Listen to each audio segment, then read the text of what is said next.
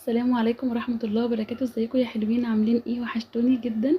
اهلا بكم في فيديو جديد، واهلا بكل الناس الجميلة اللي اشتركت في القناة جديد. تعالوا بقى قضوا معايا اليوم النهارده. روتين النهارده كده خفيف، وفي نفس الوقت بنعمل حاجات زي ما بقول لكم دايما. خلي كل يوم كده اعملي حاجه واحده بس زياده عن الشغل العادي. يعني الشغل العادي اللي هو غسيل مواعين، تعملي اكل في البيت، تنظيفه كده على الوش خفيفه. ولو عندك حاجه محتاجه شغل كتير، يعني مثلا تنظيفه كده عميقه لاي حاجه في البيت، ما يبقاش البيت كله في يوم واحد. خلي في اليوم حاجه بس هي تنظيفه عميقه مع الشغل العادي بتاعك. شفتوا كده في الفيديو اللي فات بتاع روتين يوم الجمعة لما غسلنا السجادة في الحمام. طبعا انتوا كنتوا معايا لما انا عملتها تنظيف جاف كده من حوالي اسبوعين، ولقيت ان هي تنظيف الجاف ده ما عجبنيش. لو فيها بقع طبعا مش هينفع. فعملتها كده معاكم وغسلتها غسلة محترمة. والنهارده بقى قلت هنضف بقى الاوضه واشيل كده كنبه الركنه وكل حاجه، وامسح الاوضه مسحه كويسه. بما اننا غسلنا السجاده فمش هينفع بقى نفرش، احنا ما كنسناش ورا الكنب ولا مسحنا ولا نضفنا كده تنظيفه حلوه. فعايزه اقول لكم بقى ان انا غسلت السجاده وسبتها في البلكونه كده مثلا 3 ايام، عشان تاخد الشمس وتبقى برده ريحتها حلوه. وعايزه اقول لكم ان انا بعمل تركه حلوه جدا تخلي السجاده ريحتها حلوه. ان انا لما اكون لسه الحاجه يعني منديه قربت تخش على انها تنشف، برش عليها معطر. بيعملوا كده في المغسله على فكره. لما اكون السجاده قربت تنشف وهي لسه مبلوله حاجه بسيطه خالص، بديها كده كام رشه معطر على كل جنب. المعطر بيثبت فيها وبيخلي ريحتها حلوه جدا، ولما تفرشيها بتخلي المكان كمان ريحته حلوه. فهنا بقى انا كنت مسحت الاوضه كلها زي ما انتم شفتوا. وعلى فكره كمان عملت الحيطان، يعني نظفت الحيطان كده لو فيها اي بقعه فيها اي حاجه كده، برضو كده بسبونشه ناعمه، بصابون سائل عادي، وعملت الحيطان. وبعدين عملتها بفوطه مبلوله ميه لمعتها.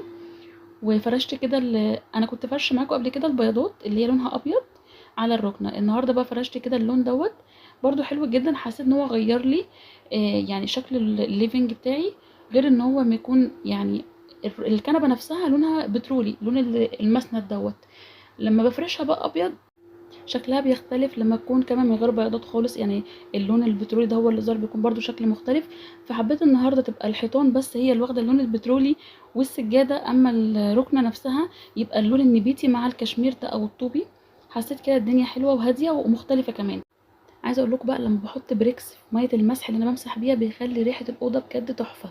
وكمان برش كده معطر على الكنب نفسه، مش برش معطر في الجو كده يعني. حركه غلط جدا انك ترش معطر في الجو، لازم ترشي على الكنب نفسه والمخدات والستاره والسجاده. بتخلي ريحه الاوضه تفضل معاكي ممكن يومين ريحتها حلوه قوي بريحه المعطر.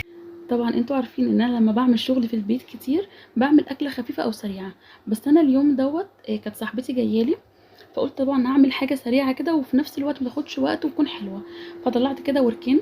عايزه اقول لكم تبلتهم تتبيله سريعه جدا بشويه بهارات، يعني انا مش تبلتها ببصل وكده، لا هي شويه بهارات، كل البهارات اللي عندي في البيت ممكن تكون موجوده. بهارات فراخ وكاري وبصل باودر توم باودر، بابريكا، طبعا ملح وفلفل اسمر، شويه كزبره ناشفه، تحفه. تبلتهم كده شويه الوركين، وكمان سبت حبه كده من البهارات اللي هي خلطه في بعضها دي. وكمان رحت عامله بيهم كده البصله دي. انا حطيت كده الوركين في صينيه على النار، طبعا قطعه سمنه، وكانت الصينيه سخنه جدا. طبعا لازم اهم حاجه ان الفراخ او اللحمه تاخد صدمه على النار عشان ما يكونش فيها اي ريحه زفاره او اي حاجه يعني مش لطيفه. فخدت كده صدمه على الناحيتين، وكمان تاخد لون حلو.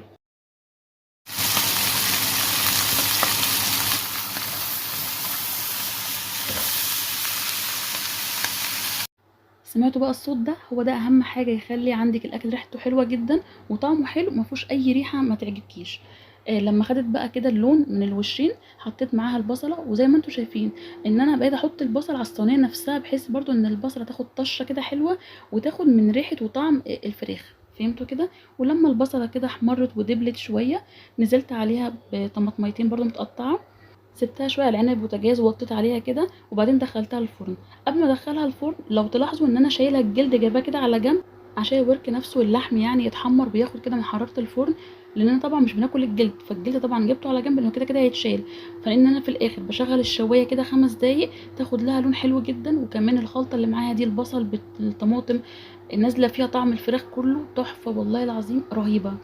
قلت طبعا هعمل جنب بقى الاكله دي مكرونه. فطبعا طلعت كده كيس طماطم من الفريزر اللي انا يعني مفرزاها معاكم، وسبته كده على النار يعني مع نفسه يسيح على النار.